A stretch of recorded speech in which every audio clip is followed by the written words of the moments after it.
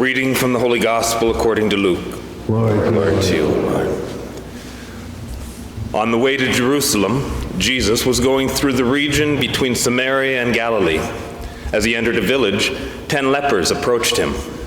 Keeping their distance, they called out, saying, "Jesus, Master, have mercy on us."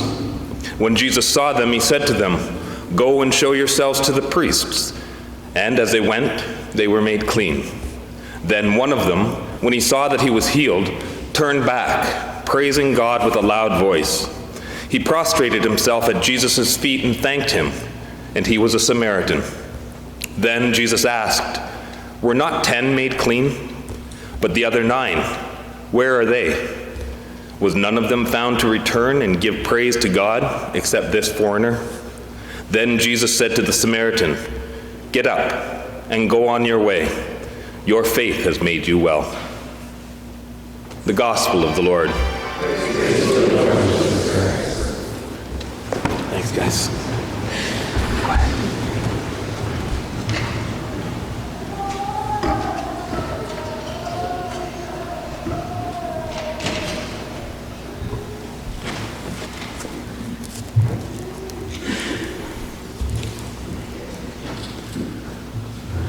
Some years ago, a magazine carried an article about a man who was fishing one night out in the bay in a small rowboat. It was late and everything was quiet, except for a man on the deck of a yacht anchored in the bay.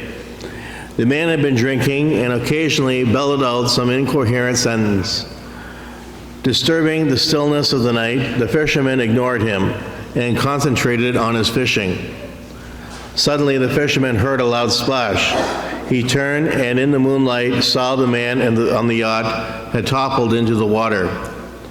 Stripping off his jacket, the fisherman dove into the water and swam over to the man. After incredible effort, he managed to get the man back on his yacht. It was then that the fisherman saw that the man was barely breathing. Frantically, he gave the man artificial respiration and got him breathing normally again. When the man seemed to be all right, the fisherman put him to bed on the yacht and swam back to his tiny rowboat. The next morning, the fisherman returned to the yacht to see if the man needed any help. The man was brusque and abusive. At this point, the fisherman reminded him that he had risked his life the night before to put him from the water and save him. Instead of thanking the fisherman, the man shouted at him and ordered him off his yacht. As the fisherman rowed away in his tiny boat, his eyes filled up with tears. He could not believe what had just happened. Looking up to heaven, he prayed in words like these: "Lord, now I know how you must feel. You gave your life to save us, but like the man on the yacht, instead of thanking you, we treated you like an enemy and ordered you to leave us alone. Now I know how you must feel, Lord. Now I know, and it breaks my heart." After thinking about the story for a while, 2 passages of Scripture come to mind. The first is a well-known passage from the prophet Isaiah. It is often applied to Jesus to describe how the world has responded to his suffering and death. Isaiah writes, "He has spurned and avoided and was held in him in no esteem. Yet it was our infirmities that he bore, our suffering that he endured." The second scripture passage that comes to mind is today's gospel, where Jesus heals 10 lepers. But only one, a non-Jew, returns to thank him. We don't know what the other ones did. They were all cured, but what did they do? So often we wonder, we have our schools, we have 4 schools, and we wonder, where are the young people? We try to encourage them to come to church. We do all kinds of things. We have missions. We have missionary speakers speak to them. But it's up to the parents to bring them to church. We have to try to encourage them somehow to know how important it is to come and give thanks to God. Here at Mass is the most wonderful way that we can give thanks to God. And the preface and the Eucharistic prayer are all prayers of thanksgiving and praise. And so So that's what you're doing today. You're coming to give thanks.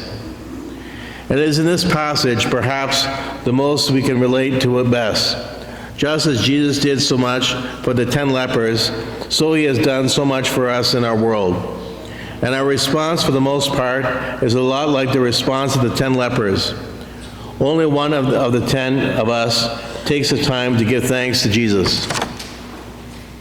And here it is only fair to say that the reason we don't take time to thank Jesus is not because we are vile or mean or defensive, like the man on the yacht.